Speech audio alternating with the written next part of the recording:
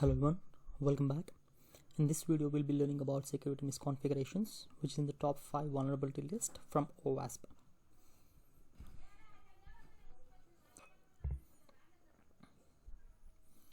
So what is security misconfiguration? So basically this arrives when there is no proper settings has been implemented or it has been implemented with some errors. So we'll be looking into this in more detail in the coming slides. So as you can see, there are some parameters by which this vulnerability has secured 5th position. So these are the few parameters by which it has been transformed to 5th position. So if you see in 2017, security misconfiguration was in 6th place and it has been leveled up to 5th position due to the factors which we have seen before. So as you can see, in the 5th position in 2017 there was broken access control, but whereas in 2021 it has been changed to security misconfiguration, and the 5th position has been transferred to the 1st position in 2021 based on the factors that we have talked in the previous videos.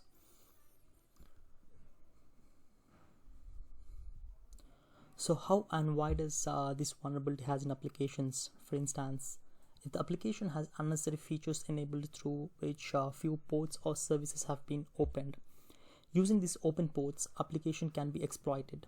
Sometimes even when the security updates have been stopped, knowingly or unknowingly can lead to security misconfigurations. You can see more examples in the OWASP website, which I'll be providing in the description. So how can we prevent such attacks? Some of them are by removing unnecessary features which are not required and making the process automatic.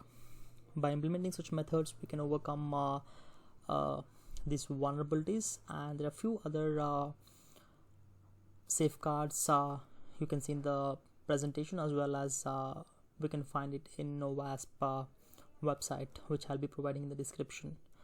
So saying that, let's jump into the scenarios, like what exactly the scenarios for this misconfiguration. Let's see. So let's consider I have a web app, okay, in which there is let's say this is the home page, in which let's say we have home page and about, and let's say there is a form. So this form is in test phase, okay, this form is in test phase.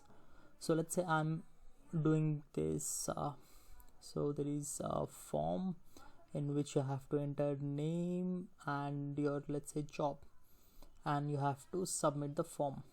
Let's say this is the form, okay. So this is in testing phase. So this everything that I'm doing right now is in testing phase. Let's say my manager came and he told to deploy the application, but this testing phase, the particular that you are seeing, the form, should not be transferred to the production. Okay, so I have to remove this functionality and I have to transfer it to the production. Okay, let's say I forgot, okay, knowingly or unknowingly I have forgot that and I just deployed it, right? And or it is public, the form is publicly accessible to all the users through internet, and if the hackers knows about this, they can exploit this. So this is where the bug bounties and all the stuff comes in, where we have to test these applications. So this is one of the phase where it can be exploited when the testing phase is directly moved to the production without any proper testing. So this is one of the reason why the security misconfiguration can arrive. And let's see the second case. So the second scenario would be when the directory listing is not been disabled. An attacker can view the files, folders, and gain the sensitive data. So what is this? What is a directory listing? So similarly, let's say we have web app, right? Like we have h about form, and we have the URL here, right? Some XYZ URL. Let's say it's mrt.com. Okay. So let's view that in a bigger picture. https mrt.com. let's say we have some random characters here.